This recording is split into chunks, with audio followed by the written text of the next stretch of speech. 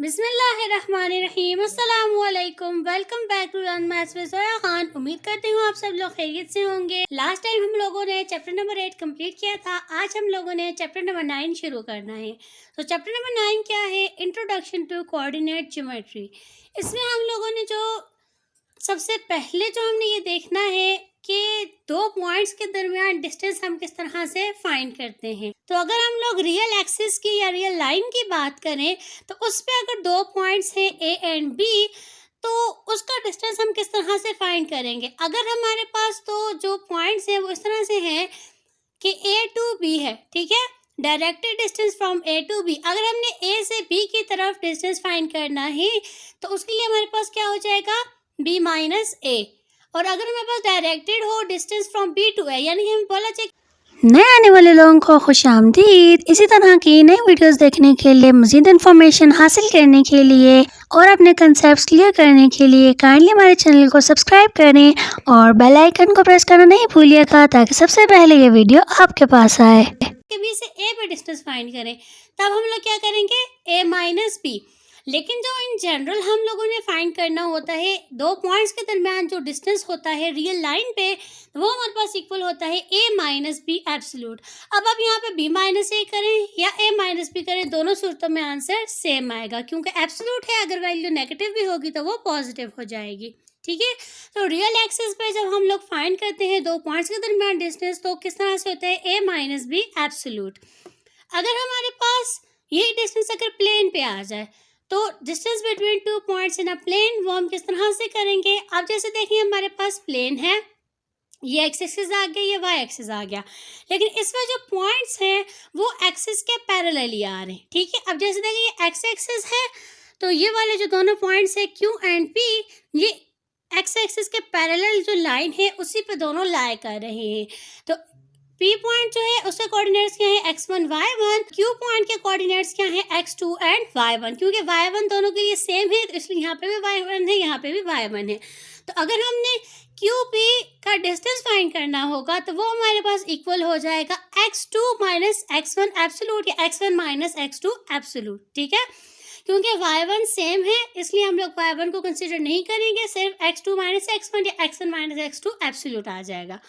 इसी तरह से अगर हमारे पास ये y के पैरेलल एक लाइन है पी आर, और इस लाइन के ऊपर यही दो पॉइंट्स आ गए हैं पी एंड आर, और p के कोऑर्डिनेट्स हैं x1 y1 और r के कोऑर्डिनेट्स हैं x1 y2, यानी कि अब इसमें x सेम है लेकिन इनका y चेंज है। क्योंकि ये y के पैरेलल एक लाइन है तो इसमें x तो सेम ही रहेगा, y चेंज हो जाएगा। तो इसका जो डिस्टेंस आएगा आर पी या पी आर का डिस्टेंस, तो ये क्या हो जाएगा, y2 माइनस y1 या y1 माइनस y2 एब्सोल्यूट आ जाएगा, ठीक है। अब अगर हमारे पास प्लेन पे ही हम देख रहे हैं और लेकिन वो क्या है कि पैरेलल लाइन पे नहीं है, ठीक है, एक्सिस के पैरेलल लाइन पे नहीं है। फॉर एग्जांपल एक पॉइंट यहाँ है दूसरा यहाँ है, एक यहाँ है दूसरा यहाँ है, तो उनके दरमियान हम लोग डिस्टेंस कैसे फाइंड करेंगे, उसके लिए हमारे पास होता है डिस्टेंस फार्मूला। तो वो हमारे पास किसके इक्वल होता है, x2 minus x1 whole square plus y2 minus y1 whole square with whole square root, ठीक है। यानी कि अगर ये वाला पॉइंट यहाँ पे आ जाता है, ठीक है, इसके कोऑर्डिनेट्स क्या हो जाएंगे, x1 y1, एक दूसरे के क्या हो जाएंगे, x2 y2। तो फिर जब हम इसमें वैल्यूज पुट करेंगे तो हमें उन दोनों के दरमियान में डिस्टेंस मिल जाएगा, ठीक है। अब हम इसको डिराइव कर लेते हैं कि ये फार्मूला हमारे पास आया कहाँ से है। तो उसके लिए हम लोग क्या करेंगे, दो पॉइंट्स ले लेंगे जो कि दो डिफरेंट पॉइंट्स हैं, यानी कि x के पैरेलल या y के पैरेलल लाइन पे के ऊपर लाइन नहीं कर रहे हैं, उनके अलावा कोई पॉइंट्स हैं, ठीक है। तो ये वाला पॉइंट हमारे पास P1 है और ये वाला पॉइंट हमारे पास क्या है, P2 है। इसके कोऑर्डिनेट x1 y1 है, इसकी कोऑर्डिनेट x2 y2 है। अब x1 से मुराद क्या है, perpendicular distance from y axis, ठीक है। तो यहाँ से लेकर यहाँ तक का डिस्टेंस क्या हो जाएगा, x1, और x2 भी जो है perpendicular distance from y axis, तो यहाँ से यहाँ तक का डिस्टेंस या यहाँ से यहाँ तक का डिस्टेंस दोनों सेम है, तो ये हमारे पास क्या हो जाएगा, x2। अब ये हमारे पास x1 है, ये वाला x2 है, ठीक है। तो इसको हम लोग क्या करेंगे, यहाँ से यहाँ पे जॉइन कर लेंगे, इसको यहाँ से यहाँ पे जॉइन कर लेंगे क्योंकि हमारे पास y1 और y2 भी है, ठीक है। y1 क्या होता है, perpendicular distance from x axis. इसी तरह से यहाँ पे y2 के लिए भी क्या होगा, perpendicular distance from x axis. तो यहाँ से हम लोगों ने लाइंस ड्रॉ कर दी, ये जिस पॉइंट पे कट करते हैं इसको हमने m1 कह दिया और ये जिस पॉइंट पे कट करते हैं इसको हमने m2 कह दिया। x1 x2 के लिए हम लोग यहाँ तक आ जाएंगे, ठीक है। अब ये वाला x1 था, यहाँ से यहाँ तक x1 था और यहाँ से लेकर यहाँ तक क्या हो गया है, x2 हो गया, ठीक है। अब जो हमारे पास इस पॉइंट को हम लोगों ने n कह दिया, इस पॉइंट पे जॉइन कर रही थी ये वाली लाइन, ठीक है। अब हमारे पास क्या चीज़ होगी, अब देखिए ये वाला पॉइंट x1 है और यहाँ से यहाँ तक क्या है, x2 है। तो अगर हम P1 से n तक का डिस्टेंस फाइंड करना चाहें तो ये हमारे पास क्या हो जाएगा, टोटल में से अगर हम लोग ये वाला निकालें तो हमारे पास ये एरिया आ जाएगा। फॉर एग्जांपल अगर ये हमारे पास 2 है और टोटल हमारे पास 10 है तो यहाँ से यहाँ तक का क्या हो जाएगा, 8 हो जाएगा ना, 10 - 2, ठीक है।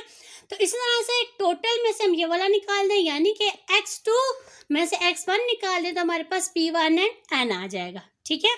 P1 से n तक का डिस्टेंस। फिर जो दूसरी चीज़ हमारे पास वो ये है कि अब देखिए M1 से P1 तक हमारे पास क्या है, Y1 है और M2 से P2 तक हमारे पास क्या है, Y2 है। अगर हम लोग ये चीज़ निकालना चाहें कि P2 से N तक कितना है तो Y2 में से हम लोग Y1 निकाल दें तो हमारे पास N से P2 तक का डिस्टेंस आ जाएगा, जो कि क्या होगा, Y2 - Y1। और जो ये वाला पॉइंट है ओरिजिन वाला, इसको हमने O का नाम दे दिया है, ठीक है। O से M1 तक x1 है, O से M2 तक क्या है, x2 है और M1 से P1 तक y1 है, M2 से P2 तक y2 है।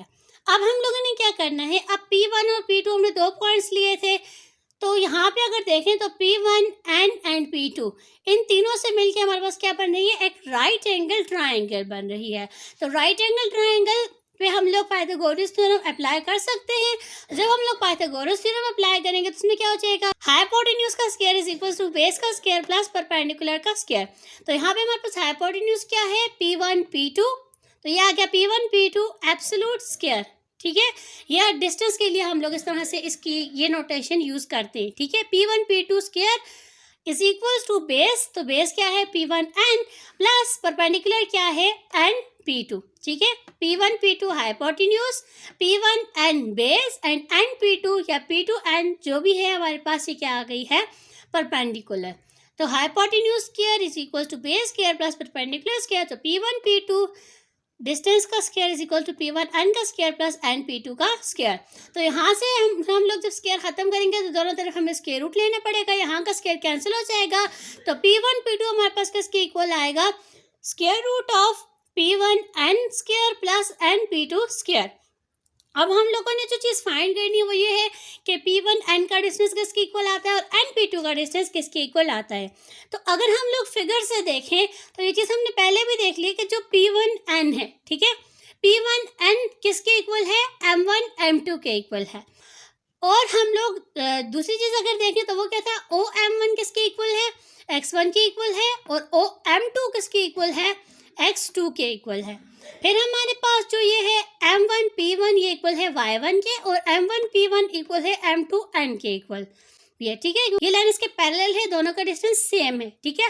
तो M1 P1 इक्वल है M2 n के और जो हमारे पास M2 P2 है वो इक्वल है y2 के। अब जो ये वाली दोनों है ये y1 के इक्वल है और जो ये वाली है ये y2 के इक्वल है, ठीक है। अब हमारे पास नेक्स्ट चीज क्या है, P1 n हमने फाइंड करना है। तो P1 n हमारे पास किसके इक्वल हो जाएगा, तो यहाँ से देखिए P1 n हमारे पास किसके इक्वल है, M1 M2। ये चीज़ हमने यहाँ पे भी लिख दी है, तो इसकी जगह पे क्या हो जाएगा, M1 M2।